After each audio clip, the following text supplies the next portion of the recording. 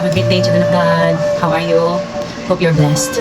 Even though it's the weather is gloomy, I hope you are all okay. And by God's grace, you are so blessed and happy.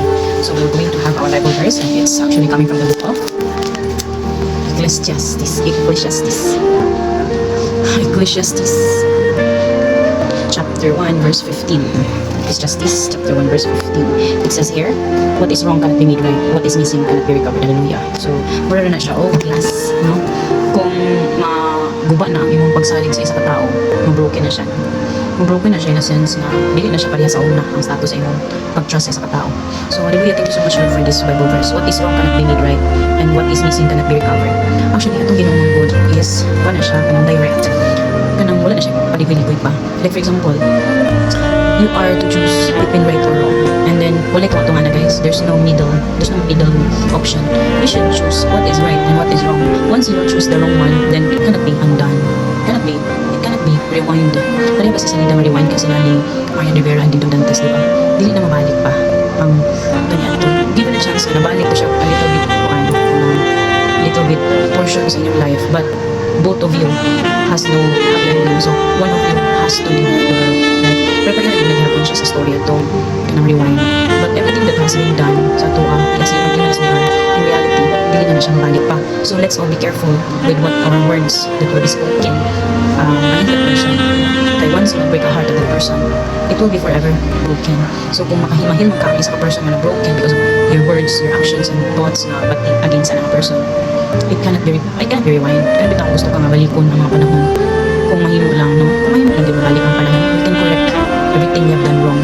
But the reality is, it is written in the Bible, what is wrong cannot be made right, what is missing cannot be recovered. Another meaning also for this Bible verses, wala yung mga wrong na nahimong right, which is abnormal na parang society. Sa parang mga panahon na dili na siya divinely aligned with God. Kaya wala na gani, dili na gitanan mahal sa Ginoo. Even though ang Ginoo siya rin ang pinakamapagagawang siya ang makabukod sa tuwa, but wala na mga ibang tao dili na mga sa Ginoo. Ang wrong, okay na patong ang right, dili na mali ang right. Diba? For example, what is right among not bragging or even making yourself offensive, not making business offensive. I was just led by the Holy Spirit. There is only the statement coming out from my mouth that I said this, it happened that it was out from my mouth. These words were out from my mouth. It just means, for example, what is wrong cannot be made right. Example, ano is, sa mga panahon ng mga word, di ba, ang mga lungkot na okay na example, itong mga genders karoon na sa gusto na and then ano na siya nalaki, nanay mga siya niya sa mga bakla ang tomboy, lesbian, I'm not judging, but isa na siya example na ang mga tama na yung mga mali na wala na siya na maubak. And then ang mga mali na yung mga tama, like for example kanang fornication karon, nahimo na siyang okay ra sa society nga na mahitabo outside marriage, where in fact sa spiritual aspect it's very very wrong. So naragid na sa to, human as we are, we have a challenge every day of our life kung unsa gid imong choice sa kinabuhi. But I assure you, once your choice is divinely aligned with the Lord, iya gid gihatag tanan yung kagustuhan nimo, tanan para nimo nga ma-prosper ka. Kay wala promise si God nga wala na hitabo. Siguro nagkuan ka karon kanang nakay nga buhat nga dili na siya divinely aligned with the Lord, but then you think that you're blessed, still blessed, dagan gyapon swerte nga nimo sa imong life. Be careful to that, because siguro ang magiging resulta na is somebody from your family baka or loved ones will be taken away from you. Though you receive something good, even though you are doing such foolishness, you are doing unrighteousness, you are doing something unrighteous, and then suddenly na ay blessings ni abot. Careful for that, because probably there's something or someone will be taken away from you. Compared to you are walking with God, you're walking with Christ, with what is the command, Jesus Christ, Heavenly Father, and Holy Spirit. What is the command has been followed by you, then the result and the outcome is forever good, forever like eternal, something like eternal peace and very nice outcome, without even taking something from you.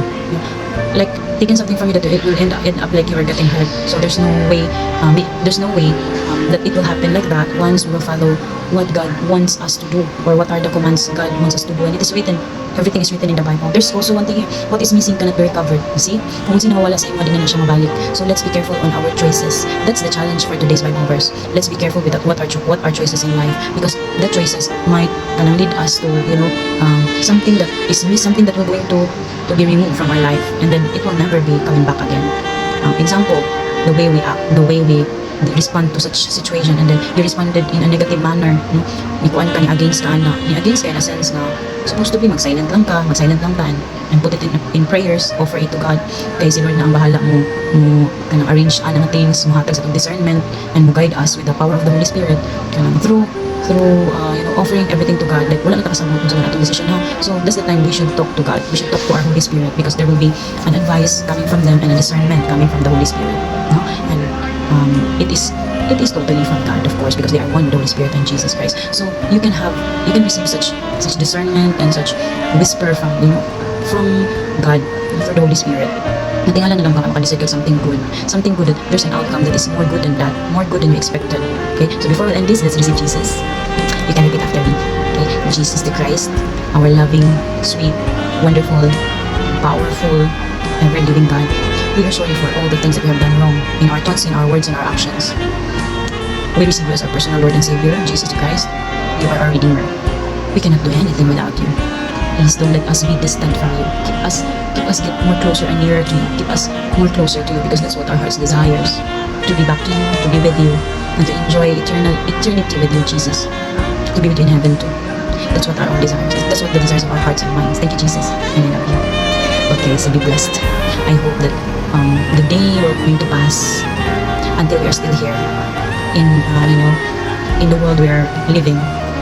The challenge for us is to be careful on our choices, that it should be kanang aligned with God.